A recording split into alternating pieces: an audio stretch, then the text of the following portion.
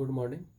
मैं Rajeev Dubey, department of history, intermediate, Jamshedpur cooperative college, Jamshedpur. हम लोगों ने कल वैष्णव मत के बारे में देखा, जिसमें विष्णु के 10 अवतार थे। वैष्णव मत क्या है, इन संदर्भ में हम लोगों ने देखा। आज हम लोग देखते हैं दक्षिण भारत, यानी वैष्णव धर्म के बारे में, या वैष्णव धर्म दक्षिण भारत में किस प्रकार फैला और दक्षिण भारत में उसकी क्या स्थिति थी। वैष्णव धर्म के विकास में दक्षिण भारत के संतों ने महत्वपूर्ण भूमिका निभाई। जब वैदिक धर्म पतन हो गया था और बौद्ध धर्म और जैन धर्म प्रमुखता से आगे बढ़ रहे थे, उस समय दक्षिण भारत ही था जिसने वैदिक धर्म में कुछ सुधार करके, जो आवश्यक सुधार करके वैदिक धर्म को आगे बढ़ाने में महत्वपूर्ण भूमिका निभाई। उसी क्रम में वैष्णव मत आगे बढ़ा। इसलिए दक्षिण भारत में जैन धर्म और बौद्ध धर्म के बढ़ते प्रभाव को चुनौती देने के लिए वैष्णव मत का अत्यधिक प्रचार प्रसार किया गया। वैष्णव मतानुयायियों को, यानी वैष्णव मत को मानने वाले को आलवार संत कहा जाता है। आलवार संत का अर्थ होता है ज्ञानी व्यक्ति। तिरुमंगई नामक आलवार संत ने वैष्णव मत का अत्यधिक प्रचार प्रसार किया। तिरुमंगई नामक आलवार संत ने सबसे ज़्यादा वैष्णव मत का प्रचार प्रसार किया। आलवार संतों की संख्या 12 बताई गई है, जिसमें तिरुमंगई, अंडाल, नामालवार अत्यंत प्रमुख हैं। अंडाल एकमात्र महिला अवतार संत थी। अंडाल एकमात्र महिला अवतार संत थी वैष्णव मत में। यह वैष्णव संत पेरिय अलवर की पुत्री थी। विष्णु के प्रति अपनी अपरिमित भक्ति के कारण अंडाल ने स्वप्न में उनके साथ विवाह होते देखा और अपने भक्ति गीतों में अपने अनुभव प्रकट किए। अंडाल स्वयं को विष्णु की प्रेमिका मानती थी और उनके प्रति अपने प्रेम गीत गाती थी। दक्षिण भारत में अंडाल के पदों को जो प्रतिष्ठा प्राप्त हुई, वही प्रतिष्ठा उत्तर भारत में कालांतर में, यानी भविष्य में मीराबाई को प्राप्त हुई। यानी उत्तर भारत में जो स्थान भक्ति मार्ग में जो स्थान मीराबाई का था, वही स्थान दक्षिण भारत में उसके पूर्व में अंडाल नामक महिला संत को था।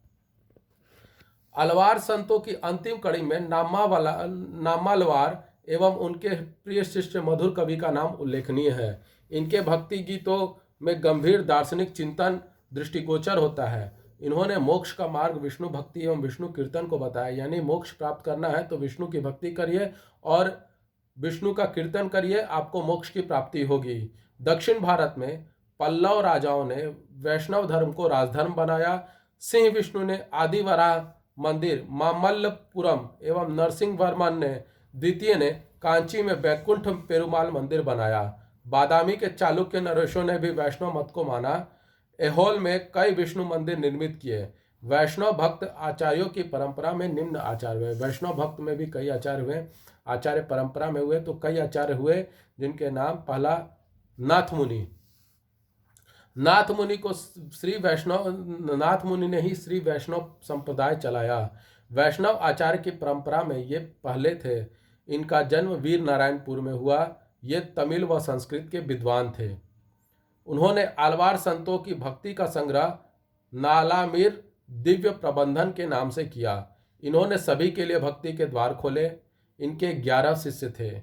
इन्होंने मथुरा, द्वारिका, बद्रीनाथ आदि स्थानों का भ्रमण कर आलवारों के भक्ति सिद्धांतों का प्रचार किया। इन्हें मधुर कवि का शिष्य भी कहा जाता है। दूसरा, यमुनाचार्य। इनका समय था 918 से 1038 ईस्वी, यानी इतने दिन तक ये रहे। नाथ मुनि के पौत्र यमुनाचार्य वैष्णव मत के प्रधान आचार्य बने। ये अध्यात्म विधा में निष्णात थे।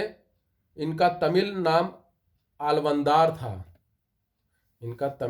अलवंदार था और ये नाथ मुनि के पौत्र थे। फिर आए रामानुजाचार्य, सबसे प्रसिद्ध। दक्षिण भारत में अगर कोई वैष्णव मत में सबसे प्रसिद्ध हुआ है तो वो रामानुजाचार्य हुए हैं। भक्ति आंदोलन में, भक्ति मार्ग में अगर सबसे ज़्यादा किसी का नाम आदर सहित लिया जाता है दक्षिण भारत में वैष्णव संप्रदाय में, तो रामानुजाचार्य का नाम सबसे आदर सहित लिया जाता है। इनका काल था 1016 से 1137 ईस्वी। इनका जन्म काशी के पास श्री पेरम्बुदूर में हुआ था। ये यमुनाचार्य के शिष्य थे और इनका मत विशिष्ट अद्वैतवाद था। इनके 74 प्रमुख शिष्य थे। वैष्णव मत के कुछ सिद्धांत थे। पहला, विष्णु भक्ति द्वारा मोक्ष की प्राप्ति पर बल दिया जाता था। यानी वैष्णव सिद्धांत में विष्णु की भक्ति ही सर्वप्रमुख है और विष्णु भक्ति करने से ही मोक्ष की प्राप्ति होगी, यही इसका प्रमुख सिद्धांत था। दूसरा, ज्ञान, कर्म एवं भक्ति द्वारा मोक्ष प्राप्ति पर बल। यानी एक विष्णु भक्ति करना है, दूसरा ज्ञान प्राप्त करना है और उचित कर्म करना है, और भक्ति दो है ही, विष्णु की भक्ति करनी है, ज्ञान प्राप्त करना है और कर्म करना है, इसके द्वारा ही मोक्ष की प्राप्ति हो सकती है। और तीसरा था अवतारवाद। चूंकि विष्णु के 10 अवतार प्रमाणिक माने गए हैं, तो इस अवतार को कि विष्णु जब जब धरती पर संकट होगा, जब जब मनुष्य रूप में संकट होगा, मनुष्यों को संकट होगा, तब तक विष्णु अवतार लेंगे।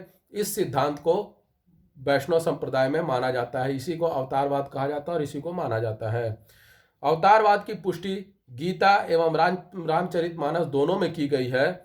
गोस्वामी तुलसीदास जी ने रामचरितमानस के बालकांड के दोहा क्रमांक 120 घ के बाद की चौपाई क्रम 54 में लिखा है, जब जब हों ही धर्म की हानि, बाढ़ही असुर अधम अभिमानी, तब तब प्रभु धर विविध शरीरा, हरहि कृपा निधि सज्जन पीरा।